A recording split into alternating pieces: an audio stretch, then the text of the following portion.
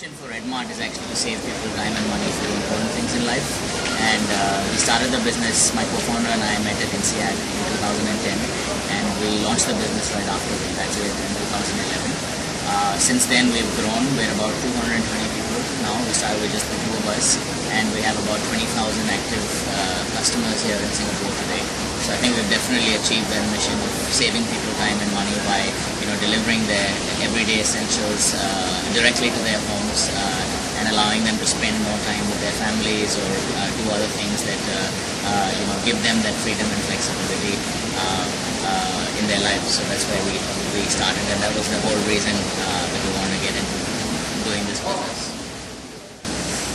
So the idea actually came up, like I said, when we were in business school, and it was more from sort of personal need. Both my co-founder and I used to live in New York before. We used to shop online pretty much for every category, including groceries. And then when we came here to Singapore, we tried to, we were busy students as well, and we tried to order our groceries online from the incumbents, which is the brick and mortars that had online offerings, and found that the service left a lot to be desired.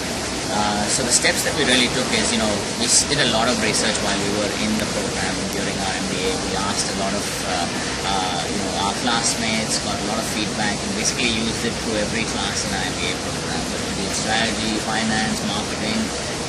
So it was a good sort of theoretical lesson during our MBA, and I think we got a lot out of the program because we were actually working on something that we were keen to pursue after we graduated. And then once we graduated, the first was basically, building the website, getting the supplier relationship to list the products on our website, getting a warehouse, getting a truck, and obviously building up a team. So we took sort of those steps through the first 10 months of October 2011, and then of 2011, and then launched in October thereafter. So in the early days, it was just two of us. We did pretty much everything ourselves, and since then, like I mentioned, we've grown quite significantly. So now we have a fantastic team right across the board. We're very proud of the people who've come on board, and it's absolutely amazing to see them all working together. I think that's very common in a startup, and I think if you don't have problems such as that, you're probably not moving fast enough. In a startup, you should try and launch as fast as possible, get feedback from customers, and naturally, if you move really fast, you will have problems. But the benefit of that speed and getting that customer feedback is a lot more than taking your own time and making sure you have a perfect product before launching. So it's very natural and common to have that. I guess what's important is that you have the right team, you have the right sort of mechanism to fix problems, and you react to them. As I mentioned, I think the most important thing is to have that appetite for risk. Starting a business is not easy, and I think along with that, being very optimistic and having that persistence. Again, because things are not easy to start and grow, you really need to have that stamina. It's a marathon of marathons. It's not a sprint. You really need to have the stamina to be able to go through the pains that you will go through. But it's all worth it, and I think having that mindset of being, optimistic, persistent, is critical. The other two things I would point out is one is, ability to accept change. As you run your business and you grow from different phases, the way you work, the way you interact with your team, your external stakeholders, your internal stakeholders will have to change. So I think you have to have that mindset of being able to change yourself and adapt to the environment around you.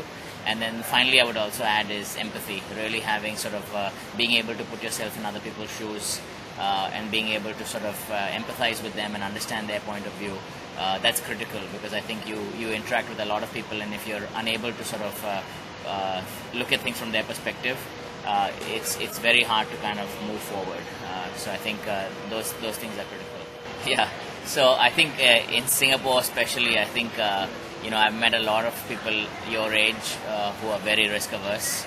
I don't know whether it's a cultural thing, whether the parents are telling them to go join a bank or become an engineer or become a doctor or whatever it is.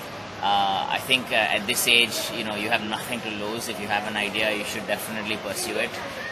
Worst comes to worst, it won't work out, but you would have had a tremendous learning experience trying to go through that process. And I don't see many people taking that risk, although things are changing. So my advice would be to definitely be optimistic, and if you have an idea, don't be afraid of taking the leap and just going and doing it.